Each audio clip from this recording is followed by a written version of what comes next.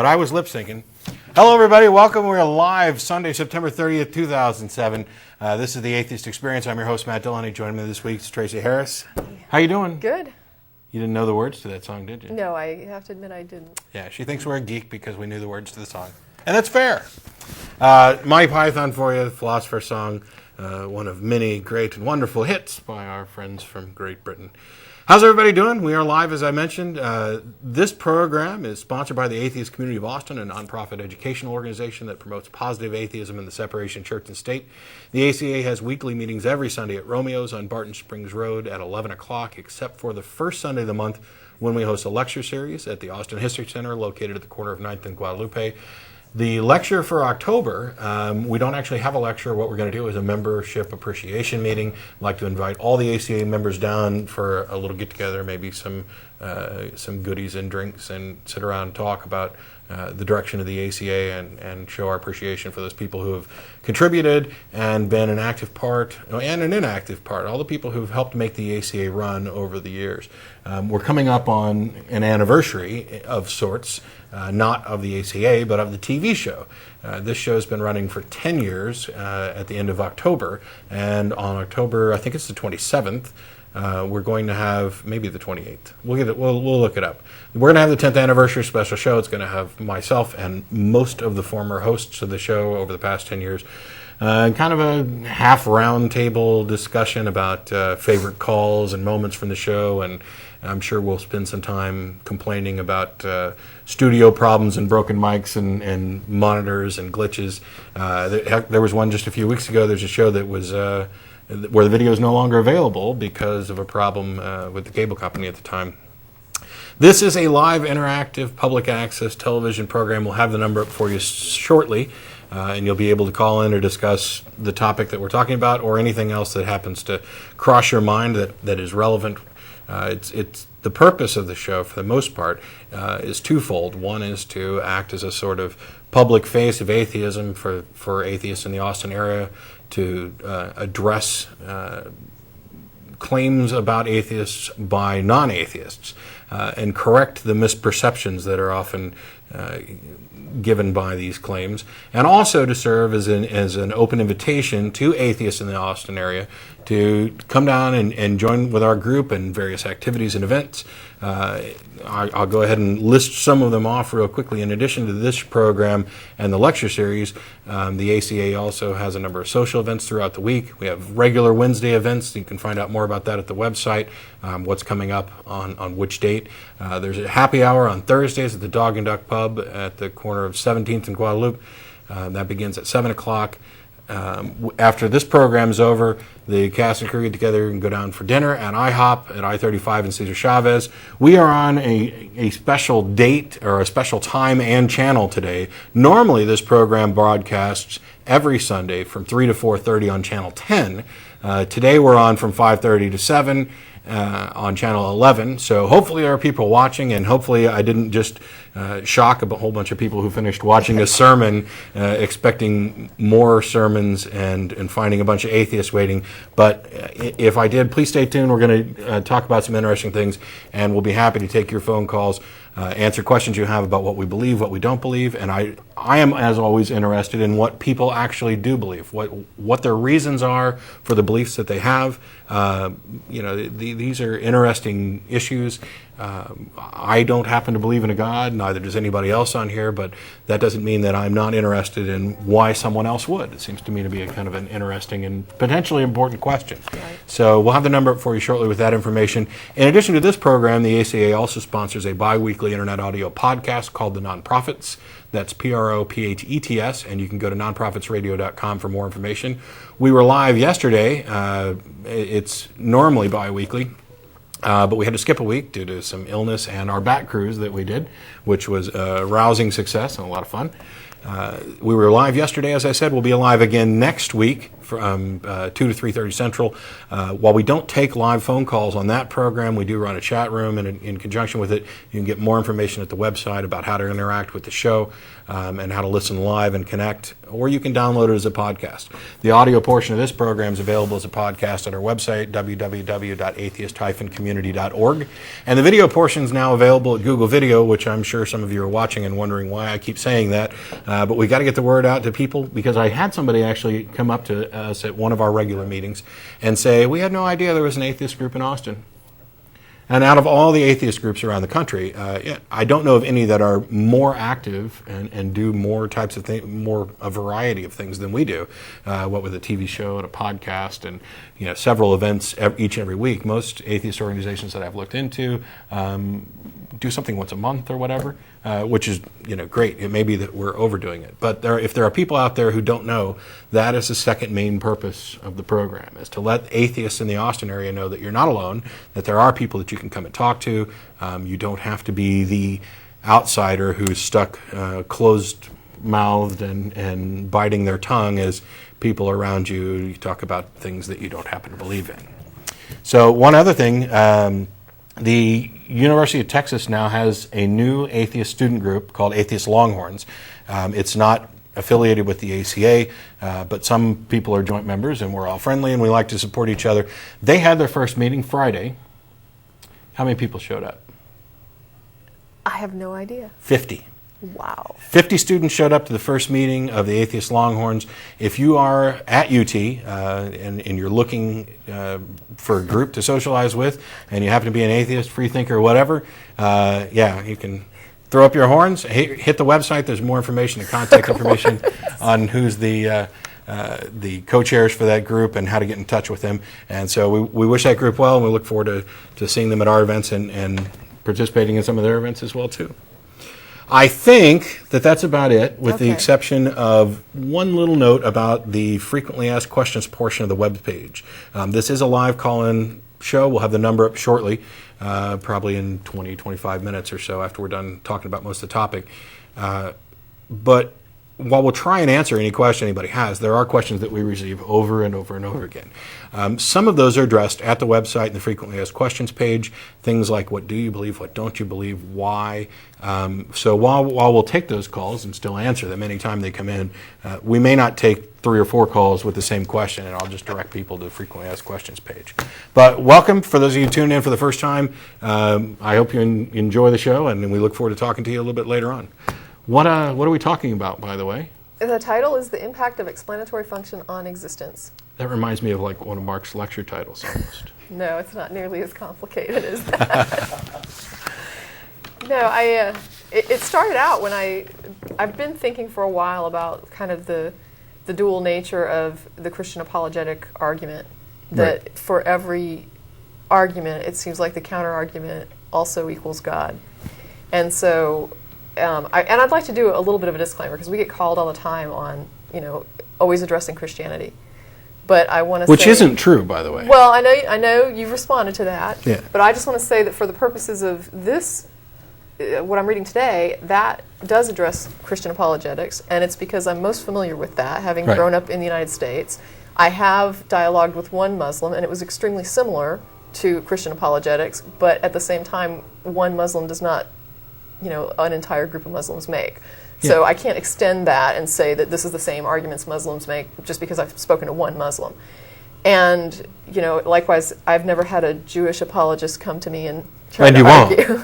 And you won't. One of the things, we've talked about this several times, about whether or not we're too focused on Christianity, whether or not this is some kind of anti-Christianity show. And it's not, but we do live in a country where the majority religion is Christianity. Right. Christianity is the one that is proselytizing. It's the one that's active in attempting to, through legislation in some cases, enforce their beliefs on other people.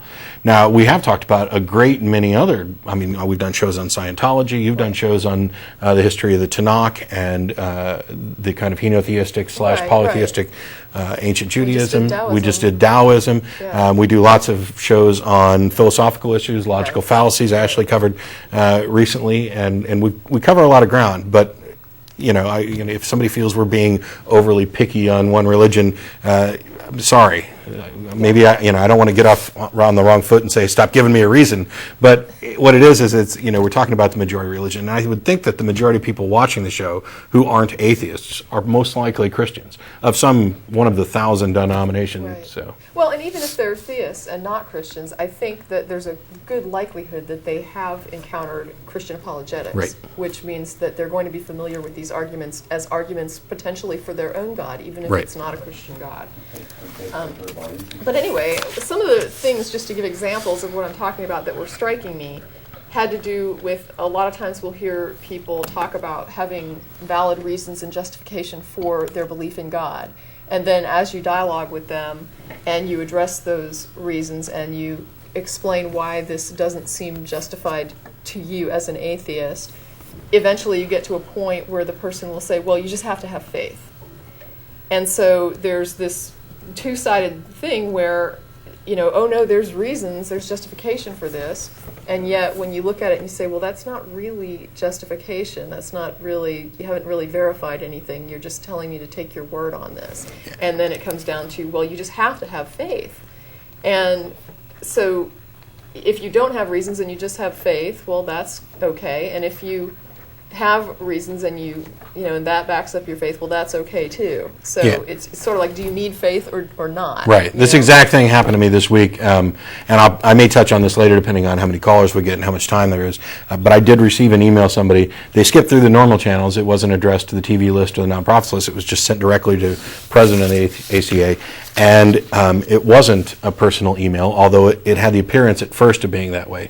And it was very much don't you wish somebody would give you reasons for believing in God rather than just saying, oh, you need to have faith and believe this. Right. Here's my attempt to do so. Well, it turns out that this was a cut and paste of an apologetics site. Right. And I went ahead and responded to him even though they didn't include any original dialogue. But we can hit that later. But that's the thing. It's like, the whole nature of faith, you wouldn't need to make a leap of faith if you had sufficient justification. Sure. So employing faith is kind of the permission slip that you give yourself to believe something when you don't have a good reason. Right. You're taking that jump. And that's fine if a person wants to take that jump, but then that sort of defeats the entire purpose of trying to justify it. Right. It's like, what was all the justification for if in the end it just comes down to, despite the fact I can't validate this, I'm going to believe this anyway. Yeah.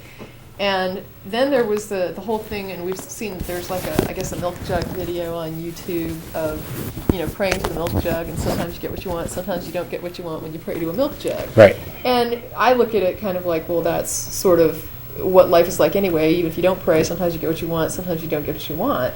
And so there's this, I would say there are, I'm not going to say that I haven't met any Christians who say that they believe God always will do everything you say if you pray correctly. There are some Christians who will say that intercessory prayer means God will give you what you want every time. But I think for the most part, most Christians take an attitude that God will sometimes give you what you want and sometimes you don't get what you want, and that's God's way of saying no is usually the shorthand for that. And again, that's very similar to what happens, well, in fact, it's absolutely the same as what happens if you don't pray. Yeah. Sometimes you get what you want, sometimes you don't. In order for your claim that intercessory prayer has some usefulness, right. You need to show a results statistic greater than that of chance. Right, which has never been done. Right, and in the prayer studies, which we've talked about right. before on this show, it fails miserably every time. Right, and the other one that I thought of was about the idea of creationism or intelligent design, when people employ the idea that you can just see how perfectly suited the universe is to human habitation. Right. And when you bring up things that aren't well suited to human habitation, that are in fact, problems with that would be considered problems for human existence, like birth defects and horrible diseases and polio and things like that, then they'll say, well, that's because of sin. We got kicked out of Eden, and so, well, then I look at it and I'm like, well, wait a second, what was all that about this perfect universe that I'm supposed to be able to see how perfect it is? And then when I say it's not perfect, you say, oh yeah, well, that proves the story in the Bible that's right. us. It's like, okay, well, wait a second. If a perfect universe proves your God and an imperfect universe proves your God, then is there a no-God scenario? Or does God get it no matter what? If the universe was just a completely desolate, horrible place where we could barely eke out a living, would that still be, would we just be horrible and deserve it? Or which, by the way, most of the universe is that way. I mean, you have no idea how big the universe is and how uninhabitable it is. As a matter of fact, even on our own planet, we've got this very narrow band where we can live. So the idea that all of the universe was created specifically and fine-tuned in order to produce us is one of the most arrogant notions I've ever heard. Well, I define that as inefficiency. Yeah, When it takes colossal an waste. entire, when it takes almost unlimited amount of energy and waste of space and energy in order to sustain one planet's worth of living creatures, that's not really omnipotent. Yeah. Because an omnipotent being should be able to do it on one planet. It reminds me, I know you're about to make another reference, and I won't step on it, but this is a similar reference. It reminds me in the Monty Python and the Holy Grail. Okay. When they come up upon that sorcerer whose name is Tim, and he's just standing there out in the middle of nowhere for no reason, sending bolts of energy and blowing stuff up just to demonstrate. I mean, no other purpose than to demonstrate how much power he has. So basically, the kind of theist argument, or the deist or creationist argument, is that God's got so much power that he created the earth, and our solar system kind of helps out. And then the rest of it is like that sorcerer Tim just saying, I'll throw a galaxy over there, and here's another one over here, and a whole bunch of space, because I've got so much power I don't know what to do. It's garnish. Yeah. So it would be like if you ordered fish at a restaurant, you get this little tiny speck of fish with a plate full of garnish. Yeah. That's exactly what... A molecule of fish and And a a football stadium of garnish. Of garnish, yeah. So anyway, this is kind of what was going through my head for a while. And I didn't know quite how to put it together or what it was that was really bugging me about it. But I did, this is kind of what I was noticing and sort of throwing around in my brain about what does this mean or what is this getting at. And then I remember that in the life of Brian, the Monty Python movie Life of Brian, there's a scene, and I decided, because I'm ignorant of the philosophical term for whatever this would be. I'm sure there is one, and if someone knows it and wants to enlighten me, please feel free to email and let me know what it is. But I'm calling it Brian's Dilemma, because what happens is that in the movie, if you haven't seen it, Brian's just some guy, and he fakes being a preacher on the street because he's trying to escape some Roman guards, and some people end up listening to him, and they decide that he's got something going on with his preaching, even though he was just making crap up that he had heard earlier. I think it was in the Sermon on the Mount.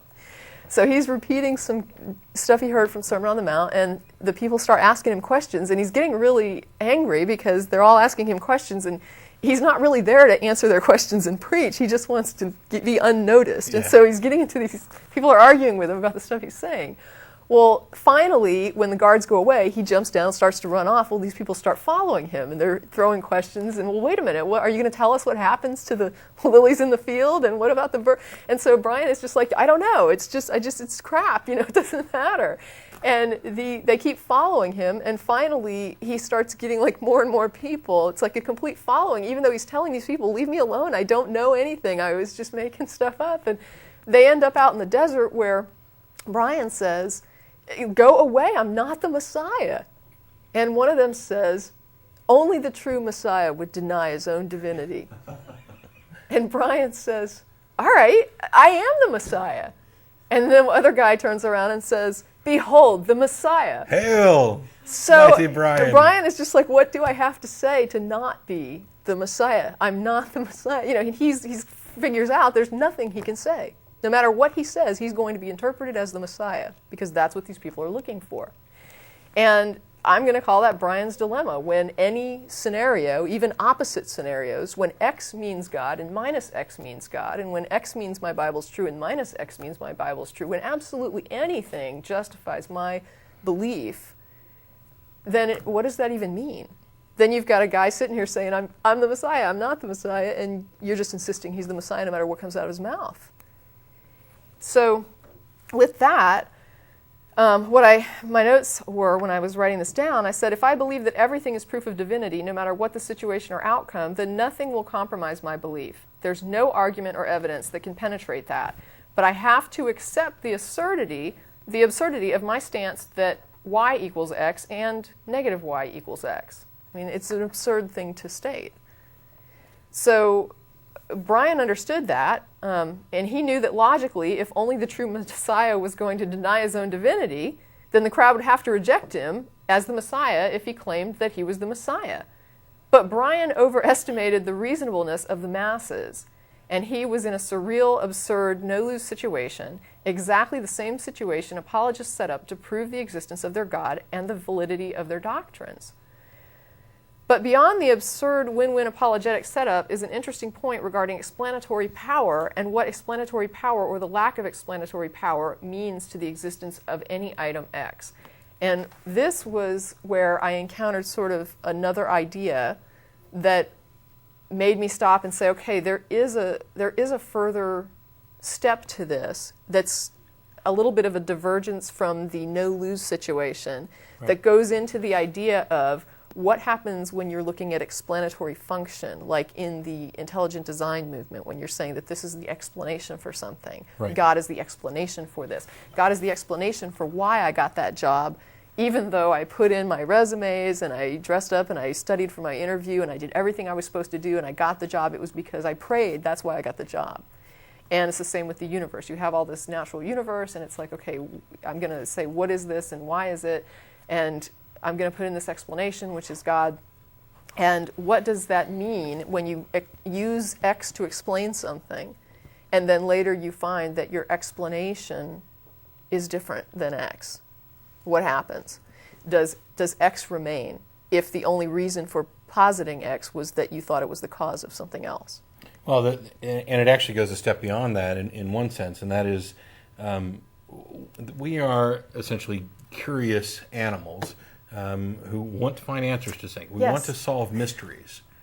And because mysteries are uncomfortable. Not knowing something is uncomfortable. So we have this big mystery, and we would like to solve it. Right. So what happens in many cases when we're talking about religion, for example, we have this God concept, which we then stick in as the solution to the mystery. Right.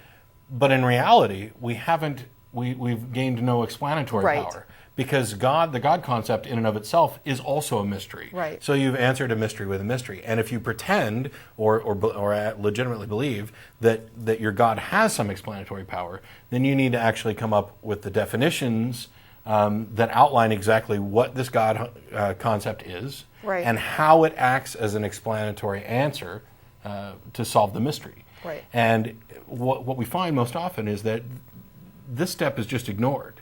And I went to, last year, a Catholic funeral, and I kid you not, I think I heard the word mystery like 55 times. It was, oh, we thank you, God, for the mysterious nature of the nature, and and your mysterious power, and your. So they haven't really answered anything. They've just consoled themselves with the idea that, in a way, somebody else knows the answer, and that's good enough for me. Right. In this case, the somebody else is also their answer, in which would be God. But we've seen this before, and I've commented on several times in the last few weeks with Billy Graham talking to that college student and saying, when you get to college, if there are people who raise questions that you don't have the answers to with regard to your belief, just trust that somebody else has the answer. One of these scholarly Christians has already worked all this out, and those pesky atheists they're just ignoring it. So it's you've given a big non-answer, right, and people have accepted a non-answer. Right, and what the explanatory things that I'm going to talk about also indicate is that there's not even really a question. You're answering a non-question often. There's no need for an explanation to certain things, and that's part of what this is going to go into. It's funny, though, when you started your thing talking just now, when you were talking about people wanting to know things and how that's just a natural function. I had brought the CD, and I told you I brought Constant Craving, but you went with Life of Brian, which is totally fine. I'm not going to bitch. But I changed her intro music. The passage from Constant Craving says, maybe a great magnet pulls all souls toward truth, or maybe it is life itself gives wisdom to the youth. And then she says, constant craving has always been. And so it's this idea of people are drawn to know, they want to know. Do we need a divine explanation for that, or is it just simply the nature of people that they want to know? Yeah. And does that require, now you can look into it, but the point is, when you start just saying like there must be this magical, it's like, okay, what are you really explaining here? Just that someone wants to know something. It's not divine. And So anyway, what I did is I came across at atheismabout.com, Austin Klein had posted just a little small thing that said, Hyman's categorical imperative states, do not try to explain something until you are sure there is something to be explained. Unfortunately, parapsychology appears to be one massive violation of what Hyman advises. There is no particularly good reason to think that there is anything paranormal to explain in the first place, much less that parapsychology has anything substantive to offer in terms of explaining human experiences or the universe. Yeah, prime example that, we don't get on the show a lot, but I've heard, I can't count the number of times in my life. You're thinking about somebody, and the phone rings and it's them. Now, this is a fairly ubiquitous experience. Either we've all had it or we know somebody who've had it or whatever. And considering the telephones have only been around a short time, that's kind of remarkable that this has happened to so many people. I mean, surely everybody in this room knows somebody or has had it happen to them. So there must be something behind this. Right. And then you get the kind of non-answers of, well, it's, some telepathy or kindred spirits or soulmates or whatever, when in actuality, it may very well just be a matter of coincidence and other aspects of human nature that are common. Right. For example, on the occasion that I can think of where I had happened to be thinking about somebody and they called me, it was someone who I was really actually expecting a call from, somebody who I hadn't heard from in a while that we normally communicated regularly, and enough time had gone by where we both need to be thinking about it. And it wasn't, I thought of them and the phone immediately rang. It was, I had been thinking about them earlier in the day. They called that evening. Well, how many times have you been thinking about somebody and they didn't call? That's the test that you need to use to compare this to find out whether there's anything really there. Right. Because I've been thinking about people all the time who never call. Yeah. And I know where you live. Brad Pitt and Johnny Depp never call me. Yeah. So, anyway. Then I started reading. Johnny called me the other day. I got a message for you. Oh, good. That was because I was thinking about him. Must be. Anyway, I also was reading George Smith's Why Atheism. Right. And when I was reading that, I came across passages that intersected what I saw at Austin's site. And he quoted from Aquinas, but the quote isn't really an argument from Aquinas. He's talking about a counter-apologetic. So I don't want to mislead anybody to say that this was a thought by Thomas Aquinas. I want to say that this is him talking about something he would normally reject and respond to be fair to the man. It said, what can be accomplished by a few principles is not effected by many, but it seems that everything we see in the world can be accounted for by other principles, supposing God did not exist. For all natural things can be reduced to one principle, which is nature, and all voluntary things can be reduced to one principle, which is human reason or will. Therefore, there is no need to suppose God's existence. And this was quoted from Summa Theologica. Aquinas here, according to Smith, is simply restating an argument and not making the argument himself, as he was an apologist. But Smith considers this as a rephrasing of Occam's razor, which I agree with, but he thought it was an interesting usage of Occam's razor to be a counter-apologetic for the existence of God. Right. So the odd thing in Smith's opinion is this, and this I'll just read how Smith says it. It implies that Occam's razor, when used to argue that there is no need to suppose God's existence, is relevant to the claim that God does not exist. In other words, if there is no cognitive reason to posit the existence of God, if what needs to be explained can be explained by more economical means, then we may conclude that God does not exist. Now, this was him just saying this is what the argument would lead to. But Smith understands, and I'll quote him further, that failure to justify the need for God as an explanatory principle cannot prove his non-existence, and the real existence of a being does not depend on whether our concept of that being is necessary for explanatory purposes. So Smith has given the caveat that even if something isn't the explanation for X, it doesn't mean that that thing doesn't exist. Right. He understands that. What he's saying is that it's interesting that this argument was being put forward. And Smith goes on to then use a really interesting example where he talks about Santa Claus. And most of us were told to believe in Santa when we were children. Many of us probably did. But we all lost our belief in Santa when many, and this is me, I mean, Smith talked about this, but this is my kind of summary of what he was saying. Many of us, when we found gifts addressed to us from Santa in our parents' bedroom closets, stopped believing in Santa. And the question is why? Because part of Santa's myth is that he is the explanation for the toys that appear under Christmas trees. Once we realize how the toys really end up there, we understand that all the rest is a fairy tale as well. Smith elaborates on the huge conspiracy one has to overcome belief in Santa. Not just mom and dad, but commercial outlets, media outlets, weather tracking when they track the sleigh on the nightly news, the Postal Service, who doesn't return your letter that's addressed Santa to the North Pole, and everyone at every level of our society seems to be in on this Santa conspiracy. So it's amazing that little children are able to finally figure this out on their own, really.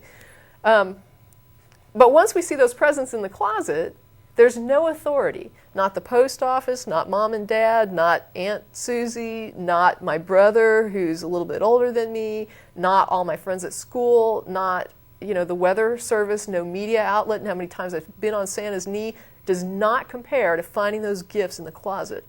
Once I find those presents in the closet, I say, oh man, the whole thing is a lie. And almost every kid that has had that belief shattered has had it shattered in a similar way, where they come across something and they say, oh, wow, this isn't real. On a side note to this, I just as my own observation, I don't know that this is universally true or even the majority. What I've seen of kids who stop believing in Santa Claus, it's not just the discovery of evidence or being told something. In many cases, it's ridicule. The older kids make fun of the younger kids for, oh, you still believe in Santa Claus.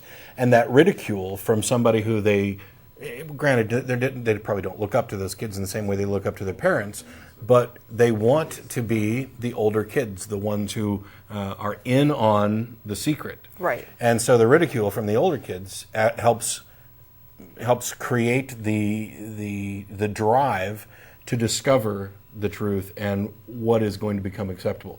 And this is kind of secondarily reinforced by when the time a kid comes up to his parents and says, the kids at school are making fun of me because I believe in Santa Claus, and they said there's no Santa Claus, and I said that you would never lie to me. Is there Santa Claus? Well, the parents cave most of the time and Sure. will say, no, we actually were lying to you. And so they end up getting the confirmation that they were looking for in addition to the evidence. But I think if there wasn't this ridicule, and if parents didn't immediately cave on the idea of Santa Claus, you might have people who believed in Santa Claus way up till the day they died. Well, that was one of the things that he talked about, was he used a 6-year-old as the example. And what he was saying is that to any 6-year-old, when you have the post office honoring your letter to Santa, when you have the weather service tracking Santa's sleigh, when you have your parents telling you Santa Claus is real, any 6-year-old's belief in Santa is completely justified, even Sure. though it's absolutely untrue. And that was part of his point, was that you can have a justified belief that's not true. A belief can be justified but still be wrong. Right. And so Smith goes on to address logical versus material possibility. Oh, before I get into that, I just want to say I did add a little note that says, we don't reckon that Santa is using our parents as a means to deliver the presents, but we do tend to do that for God. And I'm not sure why. And it might be what you were just talking about. Yeah, there is an anecdote that Russell's used a few times about this professor who's getting up there saying, there is no God and he doesn't have any power, and if there is a God, come strike me down. And a student gets up and walks over and punches him and knocks him down, Right. and then makes the claim that God worked through him. That kind of ties in with the Santa's using parents as a distribution center. Right. Because, Well, I mean, I almost picked the song by Jewel, where I think it's called "Our Hands" or something, and the first part of the song is actually pretty good about my hands are mine and I do good things with my hands. Right. And then at the end she starts saying that it's God's hands, and so the idea there is the same thing. It's like if you're doing something, and it's your hands.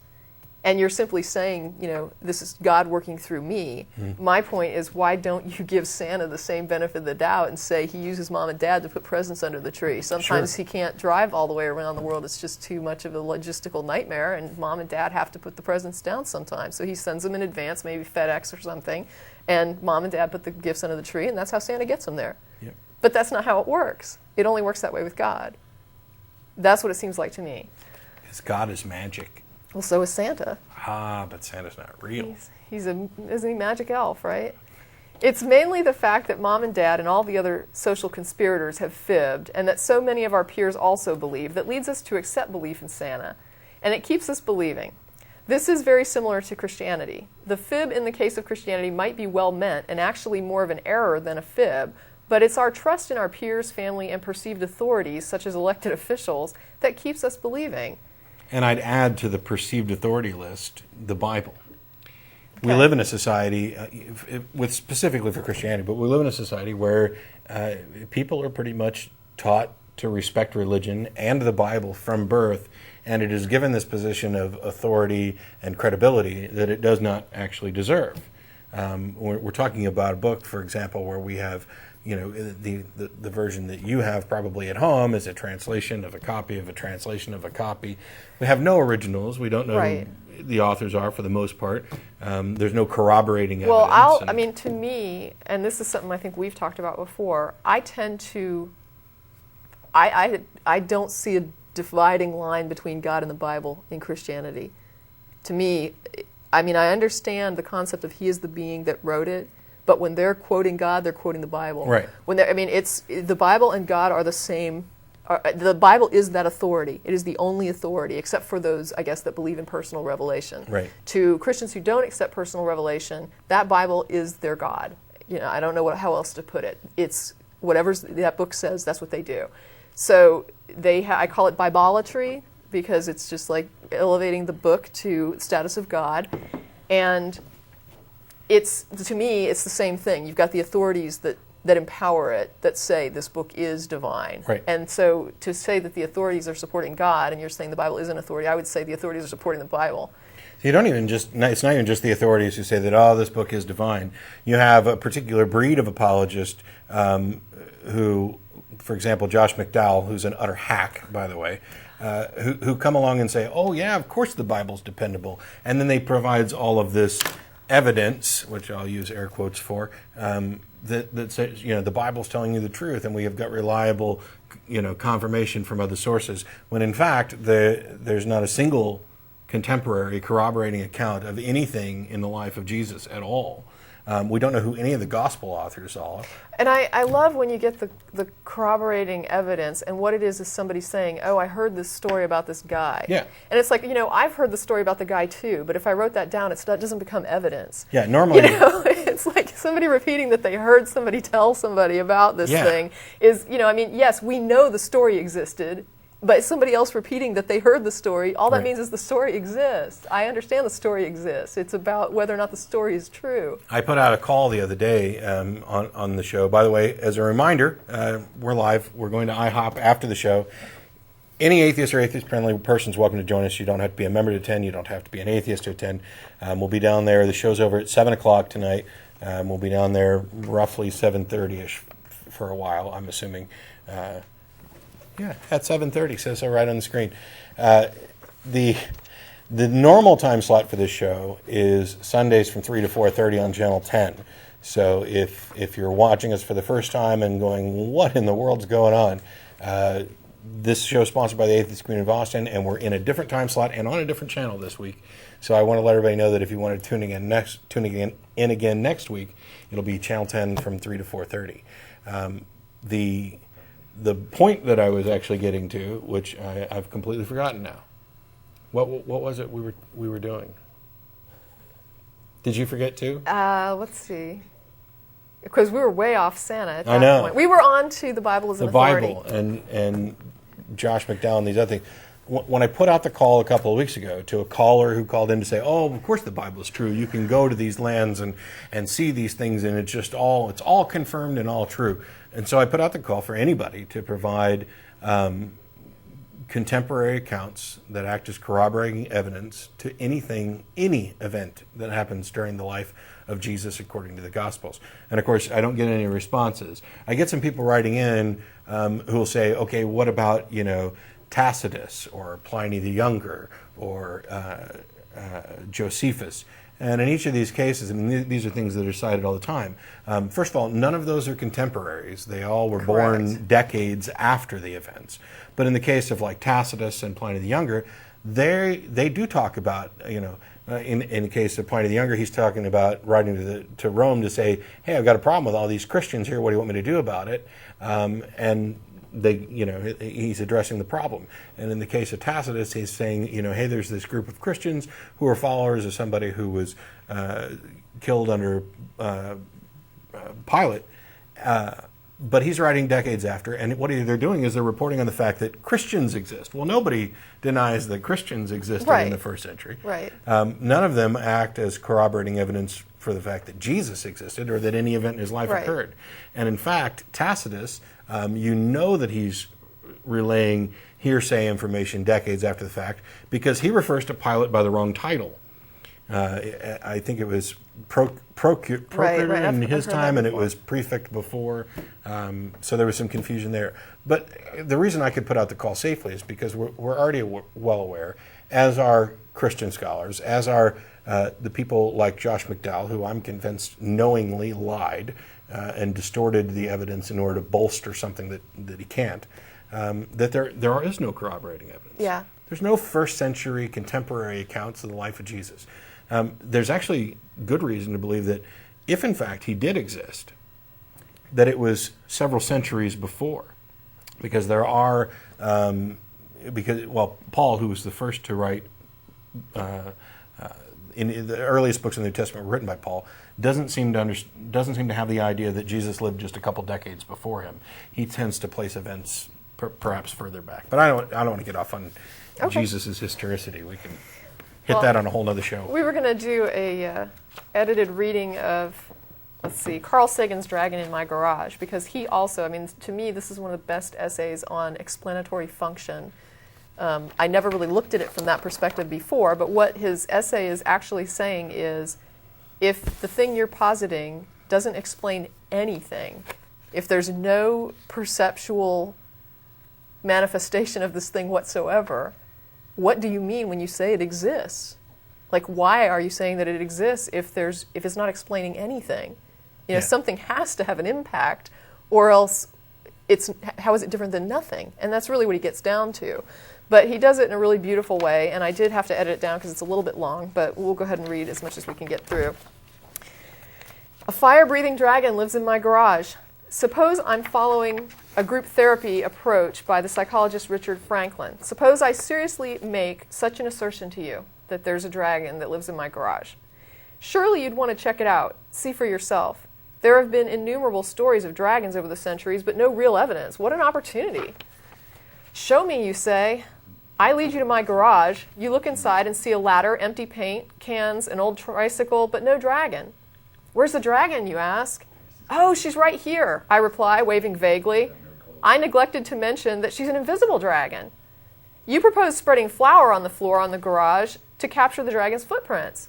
Good idea, I say, but this dragon floats in the air. Then you'll use an infrared sensor to detect invisible fire. Ah, good idea, but the invisible fire is heatless. Well, you'll spray paint the dragon and make her visible. Oh, good idea, but she's an incorporeal dragon and the paint won't stick. And so on. I counter every physical test you propose with a special explanation of why it won't work. Now, what's the difference between an invisible, incorporeal floating dragon who spits heatless fire and no dragon at all? If there's no way to disprove my contention, no conceivable experiment that would count against it, what does it mean to say my dragon exists?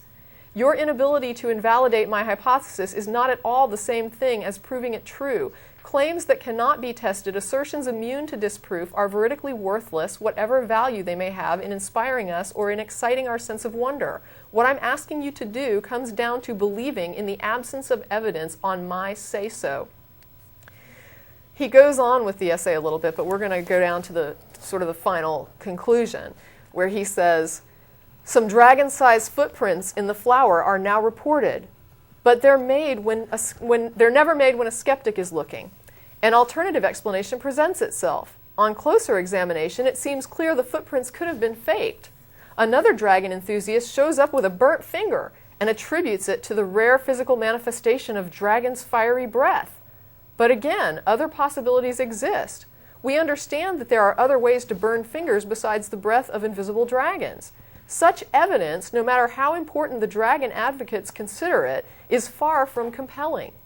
Once again, the only sensible approach is tentatively to reject the dragon hypothesis, to be open to future physical data, and to wonder what the cause might be that so many apparently sane and sober people share the same strange delusion. And I don't think I could put it any better than that. I mean, I think it's pretty clear. I mean, if it was something other than your God, you would reject it out of hand as soon as an atheist rejects your God. I don't know how much more clear that can be. So this is me now, my notes. What does it say about the existence of X if the world would operate in exactly the same way with or without X? What would be the reasoning behind a claim that X exists? What would be the outcome of prayer in the absence of a God? If there is no God, can we expect the outcome of prayer to be that sometimes we will get what we pray for and sometimes we will not? Interestingly, this is identical to the outcome when God is said to intervene to answer prayer, according to God's adherents. If God's intercession on behalf of prayer cannot be discerned in any way from what happens without a God interceding to answer prayer, this provides no reason or support for supposing God exists and that he is answering prayers. We're using God as an explanation for something that requires no explanation. That's exactly what we're doing. And it's just, like I say, these things all just sort of came together. How God answers prayer, I found this little... It's a Christian article that I found online at god-answers.org, and this is called How God Answers Prayers. And I edited it quite a bit just to kind of go through and put the topics, like how they were saying it answers prayers. They say the Christian can have confidence that God hears his prayer. How does God answer those prayers? Well, let's look at that. Number one, our God answers prayer through his inspired word. And this, basically, when I read it, it could be summarized as saying that the Bible. So if, in other words, I might pray for strength or comfort, and then I go and I read my Bible, and I feel better. So that's how they're saying God answers prayer through his inspired word. That's pretty cool, though, that he can supposedly answer your prayers thousands of years before you prayed them. I mean, only God. But the Bible contains the answers to everything, and so you go back and he guides you. And a cure for cancer, if you could only decode it properly. So for what I put for number one here is, if a person believes in a God, they're going to find comfort in what they believe is a personal message from that God, from the Bible, offering comfort, whether or not that God really exists. However, the site also states, God will not give you knowledge supernaturally.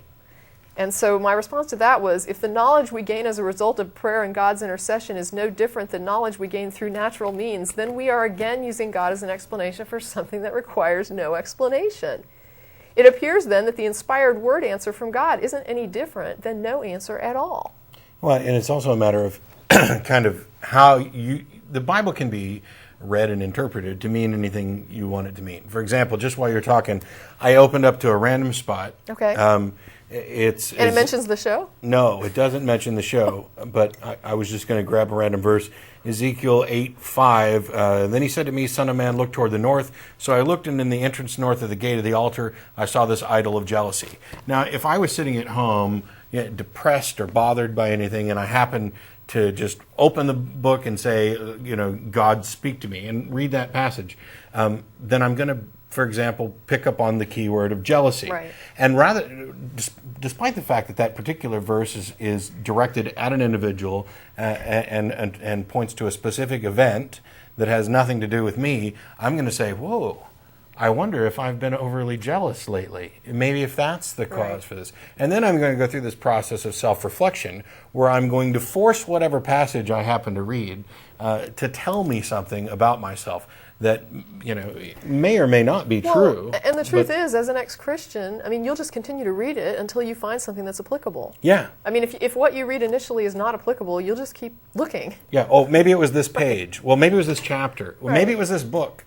You might even talk to other people and say, I'm having this problem. You might talk to someone in your church and say, I just don't know what to do. And they'll be like, well, it's like that story. Have you read that story in what you call it? Or, isn't it reminds me of Job. Or, and then you go and you're going Gosh, to I hope it doesn't remind you of Job. You're going to find what you're looking for. The number two way that they said God answers prayer is our God answers prayer through natural law. which I almost don't Like even need to write a gravity? response. I mean, the examples used are daily bread and healing. But healing occurs without prayer. For example, wild animals are healed. Wild animals also seem able to eat their daily bread even though they don't pray. And many people pray as they starve, while others seem able to eat without divine intervention. So natural law answers don't seem to be any different than no answer at all. And again, we're using God as an explanation for something that requires no explanation. Number 3, our God answers prayer through people and situations. This is like Jules' my hands. Examples where Paul was protected from the Jews by Roman law, although Roman law would have protected him even without a God. And God creates opportunities, was the other thing. But again, opportunities are bound to come our way whether we pray or not, and whether or not there's a God. So people and situation answers don't seem to be any different than no answer at all. And again, we're using God as an explanation for something that doesn't require any explanation at all. This particular one is one that it really bothers me. I don't mean to pick on people. You're free to believe whatever you believe, but for the people who think that prayers work, we see this one all the time. Right. Which is our relatives in the hospital, they're injured, they're suffering, and everybody hits their knees and prays, and the person is made better. But they're made better by the doctors who work on them and the medications that have been developed. It's human ingenuity and science and the advancement of knowledge that has actually helped contribute to this person's healing. And these people will say, well, we prayed and we know that this new chemotherapy is what did it, but because we prayed, our prayers were answered by the chemotherapy. No, the chemotherapy would have worked whether you prayed or not. That's the point. There's nothing here to explain because we already have the clear cause and effect. Chemotherapy does this, whether you pray or not. And that's actually been established. Yeah, and it's again to quote something that Russell says, or actually Russell's dad was, I had a headache, I took an aspirin and said a prayer, I got better. I'm not even going to finish it because Right. you can figure out exactly where that goes. Yeah. No, I think that's absolutely it. Number 4 was our God answers prayer in his own mind. And this one I really liked because here the problem that you're praying to resolve isn't even established. Right. So what they have is the example was forgiveness of sins. So I pray to God for forgiveness of sins, and then God in his own mind forgives me of my sins. But since forgiveness can't be observed, again, we see no difference whatsoever between a divine answer and no answer at all, and we're using God as an explanation for something that requires no explanation. In other words, if I pray for forgiveness of sin and God forgives me of my sin, how do I know? Like, how do we verify this? We can't. I just believe it, even though there's no evidence that there's a God even holding me accountable, and then there's no evidence that he forgave me of whatever it is I think I did wrong, and yet something occurred. They're saying something occurred when Right. there's no evidence anything occurred. And there's a lot of objections about the notion of sin in any sense. Right. One of the kind of objections to this comes from Colonel Ingersoll, which is if I owe Smith $5 and God forgives my debt, that does nothing for Smith. Right. And if we're actually talking about things that, I don't subscribe to a notion of sin, I do subscribe to notions of morality and ethics that include harmful actions. And let's say I'm a rapist, and I rape someone, and then I pray to God to forgive me, and he does. So what? We haven't done anything for the individual who was raped. We haven't done anything to alleviate the harm done. This is all... And not only is this, according to this Christian site, does God answer prayers in his own head, so's the person who's doing the praying. You're answering it in your own head. You're trying to eliminate your guilt rather than making amends for something you've done. Right. A true forgiveness, if such a thing could even qualify, could only come from the individual that you've wronged. That's who you would need to make amends to. That's who you need to seek forgiveness from. And it doesn't matter if you prayed and hoped to alleviate your guilt and you're convinced that your God forgave you. You've accomplished nothing, either apart from fooling yourself into thinking you're an okay person. But No, I agree. And I also would add that it does nothing for the person who said the prayer generally. I mean, you can be genuinely remorseful for something that you do and still not be able to control your behavior. Well, it may be doing harm. Right. Because it's teaching you the wrong thing. But for example, let's say if a person's an alcoholic, right? I mean, they may drink and then get abusive, and then afterwards they feel really bad about what they did while they were drinking. And they go and they pray and they feel horrible and they ask for the strength to stop, please help me not do this again. But if the person's an alcoholic. And I know we get these stories from Christians who say, Jim came and accepted God and then he never drank again. Yeah. If so, well, your plan works better than AA, so you need to spread it around, because... Well, AA is their plan for well, a lot AA of it. doesn't work. And so it's just...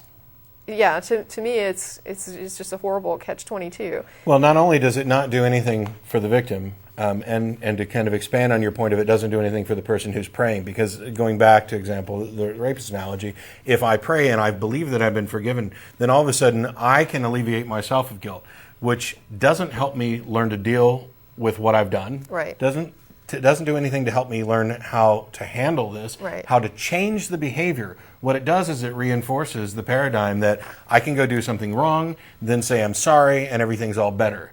And sorry just doesn't cut it. Correct. Yeah, and I mean, I understand that, this is, of course, talking about prayer in terms of forgiveness of sins specifically. There are some people who will say, I feel better when I pray, and I don't doubt that. I mean, I think that if somebody says, I just felt like I was going to break down and I prayed and then afterwards I felt better, I believe the person. I don't think they're lying to me. Sure. I simply think that they pulled on inner strength that they had anyway, and maybe just a moment of calm quiet and, believing that maybe that's what it takes for them, is to believe that they get their strength from something else. What was it, like Dumbo had the little feather. Right. And he could fly. He could fly, but he thought he could only do it with the feather. And then when the feather wasn't there, he freaked out and thought he couldn't fly, and he was faltering. Yeah. And then the little mouse, or whatever it was, is just like trying to explain to him, you never needed the feather. You could fly the whole time on your own. Yeah. And that's sort of the situation. Number 5 was, what happens if we don't perceive an immediate answer from God? And this has got to be my all-time favorite. They said, first of all, if you don't get your answer, you have to go to the Bible and make sure that your prayer is meeting scriptural requirements, because the first thing is maybe you're praying wrong. So it's your fault. But always blame yourself first. The second thing is, even though God has not answered our prayers immediately, rest assured that God will answer your prayer. And so at first I thought, oh, maybe I do have somebody here saying that intercessory prayer works 100% of the time, but they said, let's see if I got this right. Yeah. Set forth your prayers into action was my favorite thing. Number 1 was pray while you are busy. Pray like everything depends on God, and work like everything depends on you. Now, I don't really understand about the pray while you're busy, but pray like everything depends on God and work like everything depends on you. And I'm going to say do work like everything depends on you, because it does. And the last thing was, don't lose confidence if God's answer turns out to be no. So in other words, if you do all of these things and then you don't get what you want, well, it's just no. And again, that's exactly... You can say a prayer before you jump out of the plane, but take the parachute just in case. Yeah, that's exactly what this is saying. Yeah. And my thought on that was, in other words, believe it works and don't examine it or ask too many questions. And far more importantly, behave as though it all depends on you and not on God. But if I work to achieve my goals as though I'm completely on my own, how does that differ from how I'd work if I actually was completely on my own? Isn't the underlying theme here simply that the harder I work to achieve my goals, the more likely I am to actually achieve them? Working toward your goals very much improves your odds of achieving them. That doesn't require supernatural intervention. But even with all my hard work, I can still fail. Just like the Christian will say that even asking for God's intercession, I may still fail. Remember, sometimes God answers no. But isn't this just another way of saying that sometimes I get what I want or need and sometimes I don't? Interestingly, this is also the case for those who do not pray. So is it necessary to employ a divine explanation for an event that would work the same way without divine intervention? No. We're simply using God as an explanation for something that requires no explanation. Right. And that's a question that I've asked several times on the show, is that if you're somebody who actually believes in intercessory prayer, that you are a true and devout Christian, and that if you are injured or sick, that you can pray and God will heal you, then why do you have insurance? Oh, And that seems to be what this site is recommending. Pray for God to heal you, but buy insurance anyway. Yeah, go to the doctor and take your chemotherapy treatment.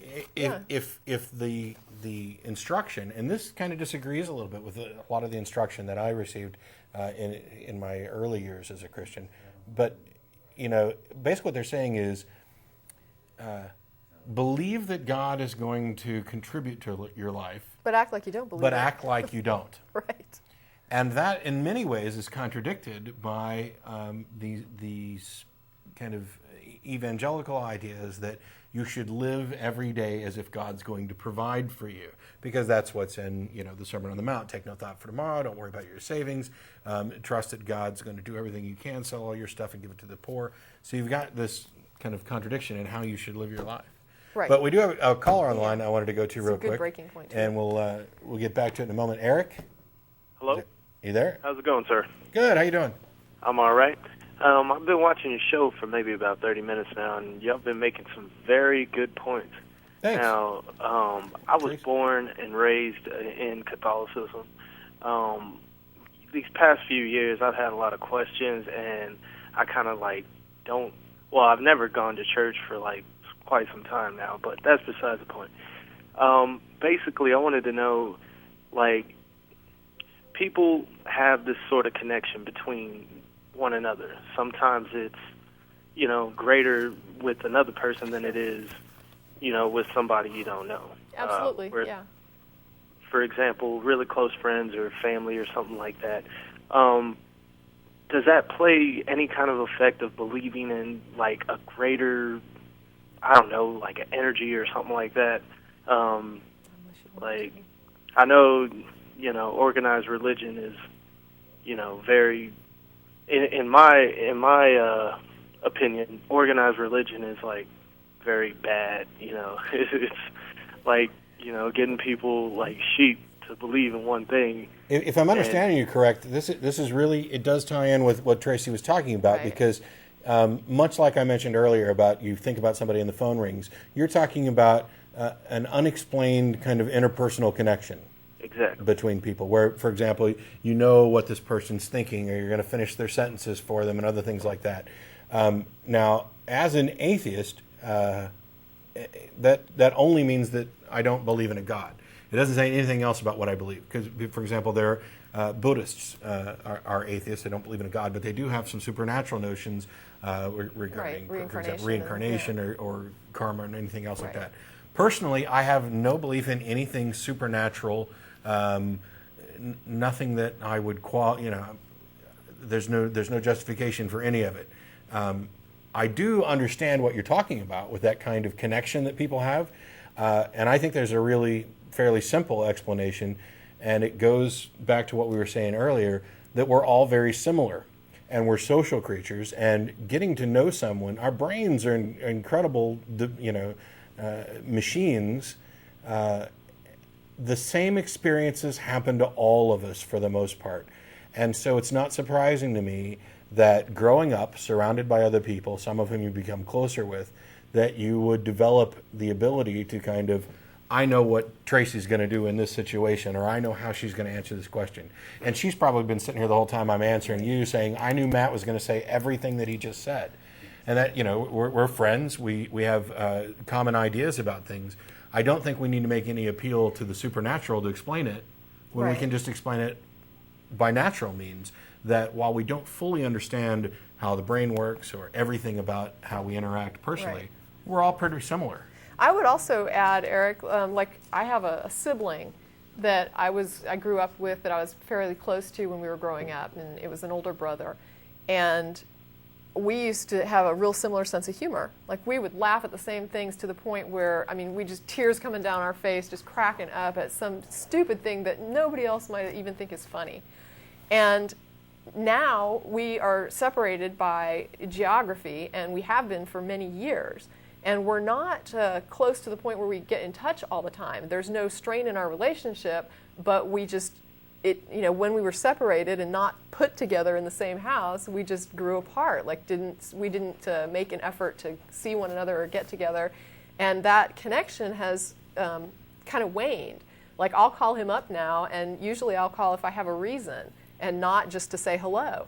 And if I do have a reason, we'll chat, and I'm very aware when we're talking of how really different we are now, and that we don't think the same way. And we might occasionally, when I go home to visit, have an incident where we'll have that same connection that we had when we were kids, maybe for just a minute over one thing, where we'll be cracking up and it just strikes us as funny and nobody knows why. But it doesn't happen. If I spent a week with him now, I'm pretty sure that it would just be kind of an uncomfortable week with someone I don't know that well. Yeah, another kind of example of this is the idea of soulmates. That people feel that they found their one true love soulmate that was destined. I don't want to be overly dismissive of the concept, because much the same way that you were talking about interpersonal connections, I think there's something there. I just think it's misattributed. With the idea of soulmates, I find it odd that so many people manage to find their soulmates living in the same city, time, place, and often in the same job that they're in. And it seems to me the better explanation of this is that, in addition to us being fairly similar, you're in similar situations. And these two people, for example, if you meet a coworker, odds are you have lots of common interests. You work at the same place, which means you have potentially similar backgrounds, similar interests. You live in the same city and town. I mean, for people who didn't necessarily grow up in Austin, a lot of people came to Austin for a lot of the same reasons that we overlook. Some may just say, well, I like the weather down here better, or the live music capital world, or the bat population down there, or whatever your reason is.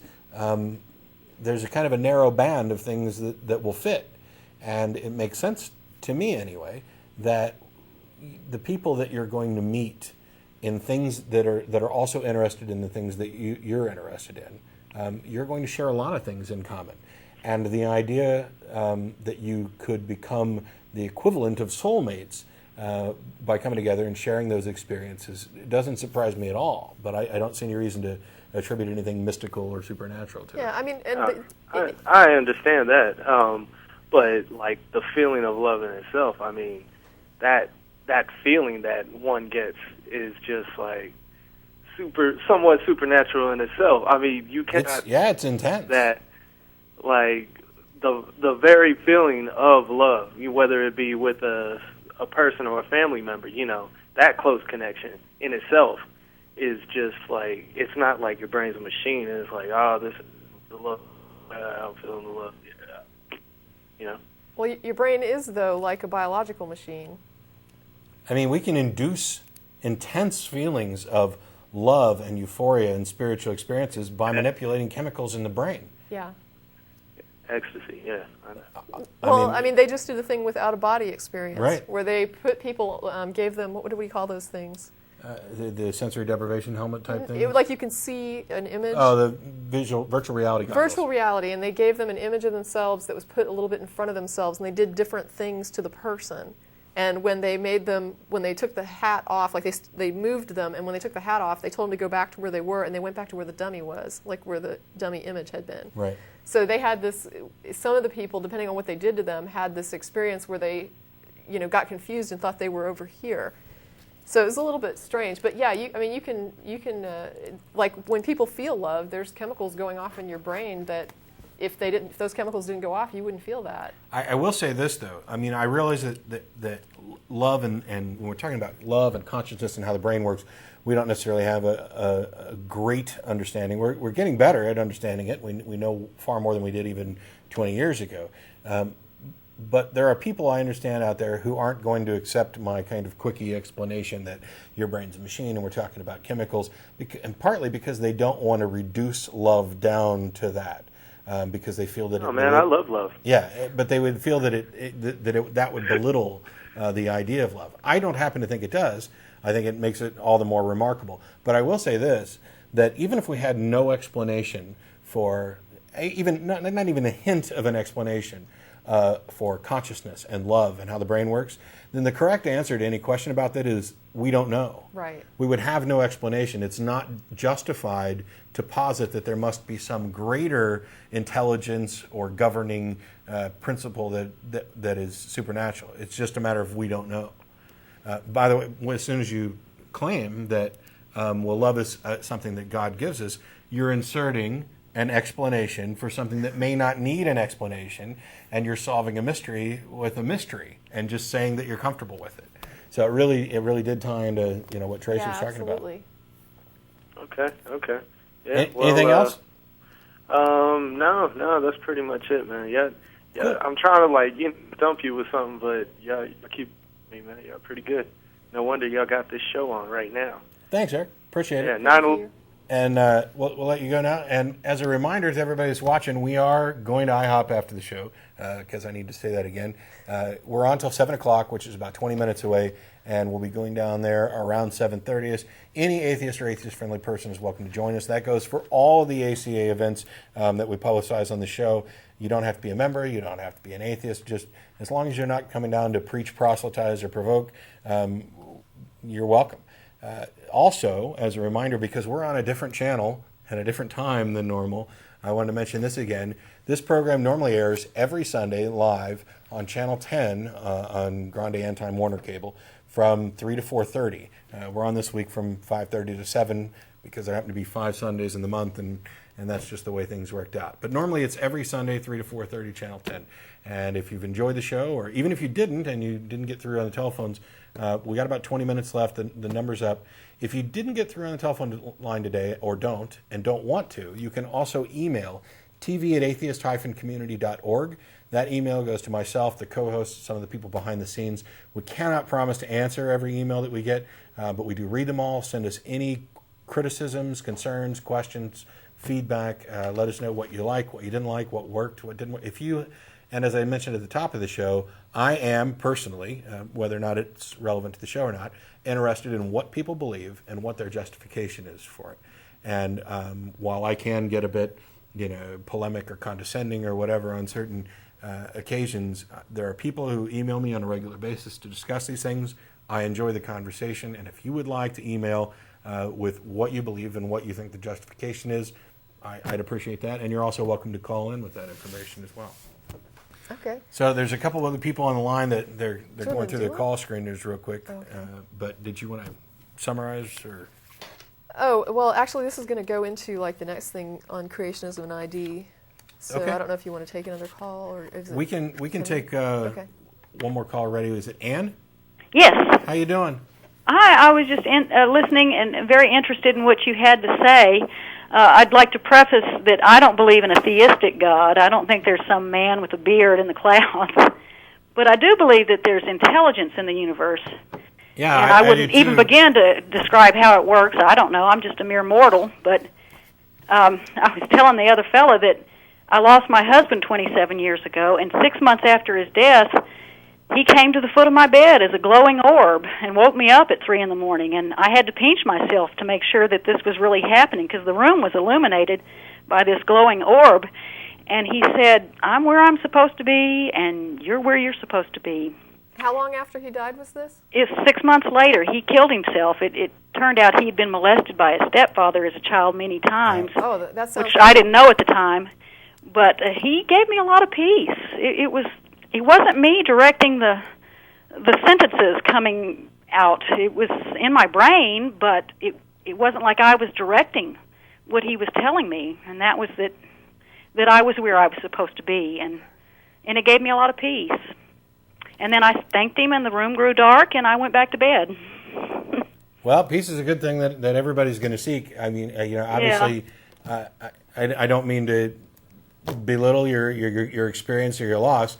I believe, I'm willing to believe that you believe this. Now, it doesn't serve as any evidence for me because that type of extraordinary claim would need some extraordinary evidence to go with it to convince me. But well, I've certainly read that that's happened to a lot of people, that it occurs late at night and at the foot of the bed like that. Sometimes you see a glowing body or a glowing orb. Yeah, I mean, I would say that you've got some factors here. Number one, you're in bed, which means that there's different states of consciousness happening because you're going between sleep and wake. It made me sit up. I remember that. Sure it did. It was freaky. Yeah, and also you had suffered a pretty heavy trauma just a few months earlier. I mean, 6 months. How long had you been married? We were high school sweethearts. I'd known him for 3.5 years. We were both 20 at the time he killed himself. And about how long were you married? A year. Only a year? Wow. So you were married young. So this was a long time ago, was it? 27 Oh, yeah, years. 27 years ago. Okay, okay. So you were very young. Uh-huh. You were awakened by this. Uh-huh. And it was after a fairly traumatic incident after you were pretty much still newlyweds and then Yeah. lost your husband. Yeah. And you probably were, I'm guessing, pretty distressed at that point still? Yeah. And Well, the incident gave you some closure or made you feel better? it made me realize that there are other dimensions besides this third. I know that when I sleep that I enter the fourth dimension because I can fly. I have a lot of flying dreams. So I just think there are different dimensions that we can't even fathom as three-dimensional beings. I would say if this we can't fathom, then what justification is there for thinking they might exist? I mean, if it's something that we truly can't fathom. Well, but she's saying that her justification for her is the experience. Ah. So what I'm saying is that this comes down to an interpretive issue where Yeah. you've experienced a certain thing and you feel certain that this is what occurred and this is why. Yeah, I've said many times on the show that I can't speak against anybody's personal experience. There was a gentleman who called in last week to the show, I believe it was last week, who said that God spoke to him. And he knows that God exists because God spoke to him. And I His asked perception of that deity. Yeah, and I asked him, I said, well, do you hear this in your head or did you actually hear it with your ears? And he claimed to hear it with his ears. If that happened to me, for example, I would have a lot of questions because I understand that we can fool ourselves with a brain. So I don't know that I would necessarily believe right away that just hearing a voice governs But all it was, of this. it was weird because it wasn't on the outside. I heard it in my head. It was weird because I knew I wasn't directing what he was saying. It was the strangest experience. Let me ask you this, Anne. Have you ever had anything happen in a dream that surprised you? Not that I can recall. Okay, I have. The best I can do is say that I've had dreams where I was maybe afraid to go down a hall or open a door, and I had no idea what was in there. Yeah. And I might open it and it's fine, and then the dream changes. Or I might open it and there really is something scary, and then I have a nightmare. But for me and for my personal experience, I have had the experience where my brain has directed something, which would be a dream, and I didn't know what was going to happen next, even though it's my brain producing the dream. So a brain can produce a situation where you won't know what's going to happen next. And in that, I mean, I could almost say, how could I be directing a dream where I don't know what the next scene is going to have? Yeah. But that's happened to me before. But, I mean, it would, on the one hand, it would be nice if we had some kind of nice explanation for why it was you experienced whatever you experienced. On the other hand, it really doesn't matter. Right. We can't speak to what you experienced. You experienced, and it was beneficial to you. Yeah, it helped a lot. It brought you peace. And whether you imagined the whole thing, whether it was some altered state of consciousness, or whether or not there really are alternate dimensions that your husband was in, is kind of immaterial to you had an experience and you benefited from it. It can't possibly serve as proof or evidence for somebody else. Oh, no, I wouldn't begin to say that anyone could prove it because there's no way we can prove anything. Well, I think we can make some proofs, like, I could knock Matt upside the head with this mug, and I think he'd consider that proof that this mug is... That Tracie's crazy. that it hurts, but the atoms are empty pretty much. They are pretty much empty. Atoms that make it up. It's amazing how much empty space can hurt your head. That's right. Well, keep up the good work. Thank you, Ann. Thank you for questioning. I think it's important that people question. I definitely agree. Thanks a lot for calling in, Ann. Appreciate it. You're welcome. Bye-bye. Have a good night. I just want to say, I mentioned it before on the show when we did the sleep program on lucid dreaming, that my mother has sleep paralysis where she has visual hallucinations. Right. So, and when that occurs, you're in the room, it looks like the room is the same room you sleep in, and she perceives people standing next to the bed, which terrifies her. I think for what Ann was talking about, and like I said, there's no reason for us to try and come up with explanations or bullet it with. It's not our experience, and Ann was and benefited from it, as I said. I do think, however, it may actually link to kind of the common theme that we've talked about a little bit, which is that we're all very similar. Yes. and the types of experiences that we have. Because, as Anne mentioned, she's probably not the only person to have this experience in the state that she described it, or in even kind of a broader sense. I mean, we people have seen ghosts of their former loved ones and other things, which is how you get these ideas that spirits and other entities actually exist. It may just be that there are common experiences that we're all going to have because our brains are very similar as well. Oh, absolutely. So that in altered states of consciousness, you did a show on lucid dreaming. Right. And that this is a skill that you can actually learn to some extent. And that demonstrates really just how unified we are. Yeah. And I'm always amazed at how ubiquitous experiences, how much they tell us about who we are as an actual thinking animal. Like the collective unconscious. Yeah. The idea that because we all have a human brain, we're going to have common human experience. Right. Yeah. That these experiences that we have, as we mentioned earlier, probably have an explanation, definitely have an explanation. Everything's got an explanation, but that there's no reason to go beyond the natural explanations and the commonality of human beings to posit some external intelligence or anything else. All right. But we're going to, creationism and ID I want to get to. And I do lump them together. I know there's people that would contest that, but I'm going to say I see them as the same thing. They are the same thing. And so we're going to say creationism / ID, and whenever I use one, I'm indicating both. Indicates that the universe itself, in all its precision, is proof of an intelligent divine creator who built it as a haven for human life. But if you point out what would count as flaws, such as birth defects or tsunamis, you're told that flaws do indeed exist because of sin. So we all agree the universe is not a utopia perfectly suited to solely and completely benefit people. So it's actually a non-utopian cosmos that is supposed to support creationism or ID. But creationists make the assumption that it was utopia at some point, but it is necessary to posit that the universe used to be, is it necessary to posit that the universe used to be utopia, but fell into sin and fault, when we could just as easily acknowledge that the universe has probably never been ideally suited to sustain utopian human existence?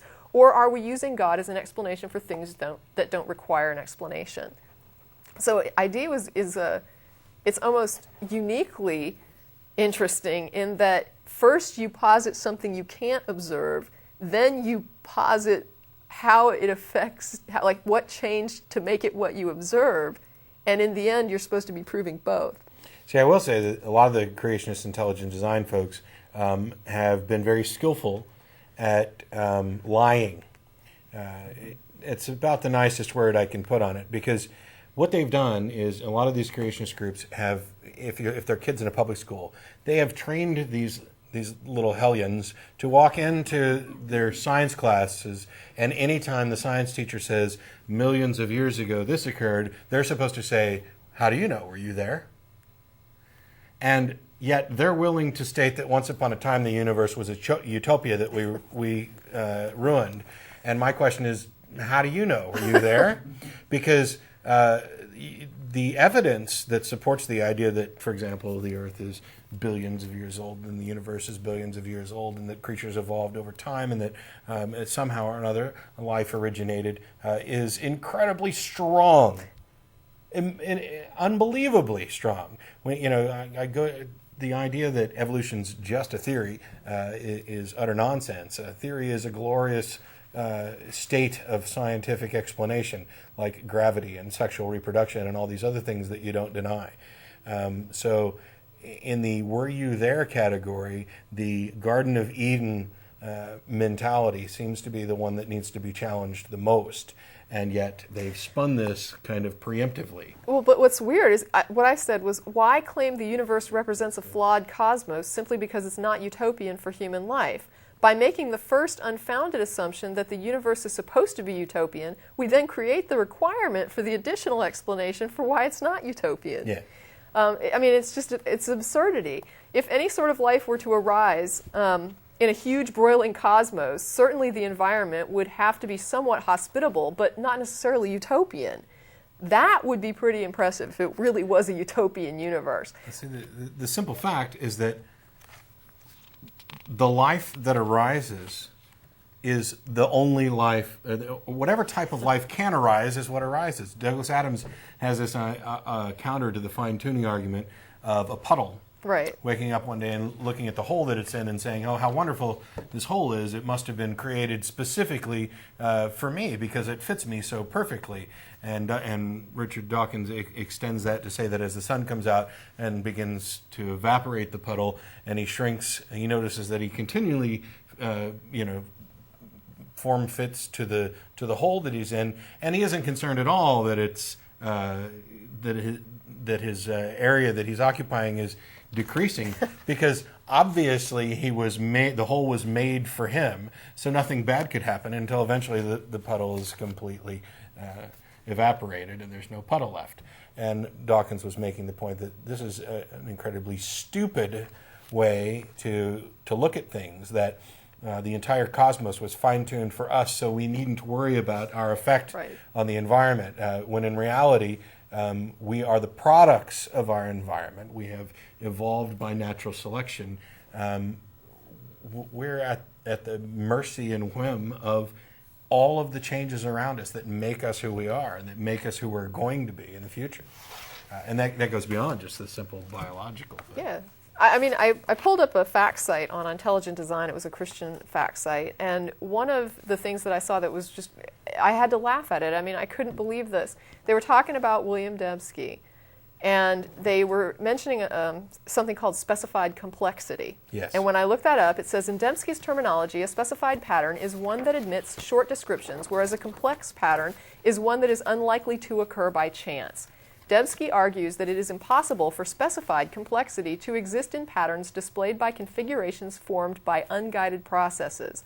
Therefore, Dembski argues, the fact that specified complex patterns can be found in living things indicates some kind of guidance in their formation, which is indicative of intelligence.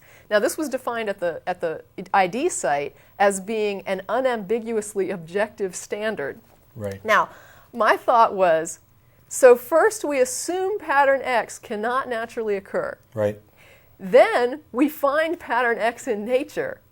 And rather than acknowledge that, well, I'll be dogged, it does occur in nature, we simply say that what we're observing is not possible, even as it sits right before our eyes, and that it has to be the handiwork of a God, since our original assumption that this can't occur in nature can't possibly be incorrect. Right.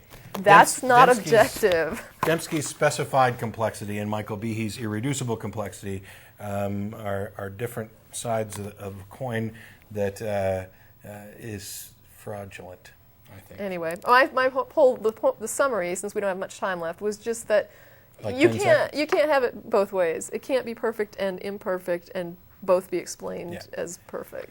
Thanks, everybody, for tuning in. We've got to go. We've run out of time. As a reminder, the show's normal time slot is 3 to 4:30 on Channel 10 every Sunday.